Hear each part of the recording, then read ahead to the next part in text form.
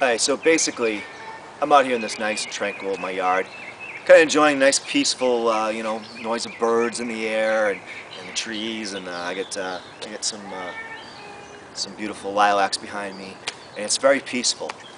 But to be honest with you, this isn't the kind of setting that we're talking about tonight. We're talking about fighting. We're talking about having arguments with your parents, um, and so I mean, the first thing you think of really is in this tranquil place. Um, where everything looks nice and the sun's kind of going down on the side there. It's just a beautiful sight. But if I was honest with you, it's tough to be on either side when kids and parents are arguing together, and basically most arguments and conflicts arise out of one reason. Um, we just want our way. It's all about me. I just want to do things the way I want to do them, and so. And so it's not about what you want, it's not about what your parents want, it's about what you want. And so if we were honest, I think we'd all admit that. I would admit that when I was a kid and I had conflicts with my parents, that most of those conflicts arose because I wanted to do things my way. And the older I got, the harder it got to not do things my way, because you just build up more arguments, you find more ways to get what you want in life. And so um, the big deal, though, is that this has been going on for a long time. I mean, this isn't a new problem. In 2009, this isn't like something that just started happening. It's been going on a long time, and God's aware of it. And so um, I kind of wanted to make you aware tonight that God actually has a lot to say about conflicts and families and relationships, and He really deeply cares about your relationship with your parents. Um, and so we're going to go over some stuff tonight to help lessen that tension, to help you to deal with it, and to help you be a better teen, and to help you, to help you get along better with your parents, I guess. But basically, it's to help you live a better life. God's instructions to us weren't just written so that we could. He wasn't a killjoy. He wasn't just trying to ruin your life by saying you should obey your parents. Actually, He was trying to help you have the best life possible. And so, the first scripture we're going to deal tonight is Malachi 4:6. If you have a Bible, if you could open it up and look up Malachi 4:6, that would be awesome.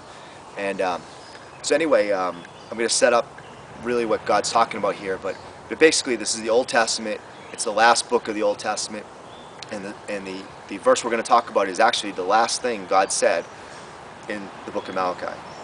Okay, and there's 400 years between Malachi and the New Testament. So God was kind of silent for 400 years. And so oftentimes when you read books and stuff like that, or you hear speeches, the last thing that somebody says is usually the most important thing. It's something they want you to remember.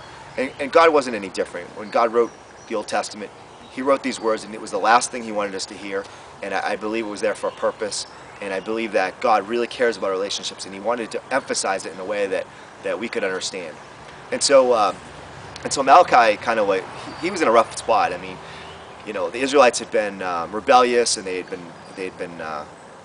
been taken from their own lands and put into slavery in other lands. And they had just come back, and they had rebuilt the temple, and they had rebuilt the walls around the city of Jerusalem, and then they just started disobeying God again. And so they had fallen back into the same ways that they had, and God was just like pretty much upset with them. But God made this last promise to them before He was silent for 400 years. And this is what it says. This is Malachi 4:6. He will turn the hearts of the fathers to the children, and the hearts of the children to their fathers, or else I will come and strike the land with a curse. Okay? And let's emphasize the first part first. God looked down and He saw that they were struggling. He saw that the people of Israel, that the fathers had a hard time relating to their kids, and the kids had a hard time relating to their parents, and there was this conflict. And so God decided to let them know that, look, I see the problems. I've even maybe heard your concerns and your prayers, and I want to promise you that I'm going to change the hearts of the fathers towards their children, and I'm going to turn the hearts of the children towards their fathers. And I want that to happen because I don't want to curse the land again. I don't want to see you continue this cycle of you grow up, you disobey God. God has to come in and discipline his children, and then they go back to following His ways, and then it goes back and forth. And God was just kind of sick of this. He really wanted the hearts of the families to be put back together and for them to love each other the way He planned on it originally.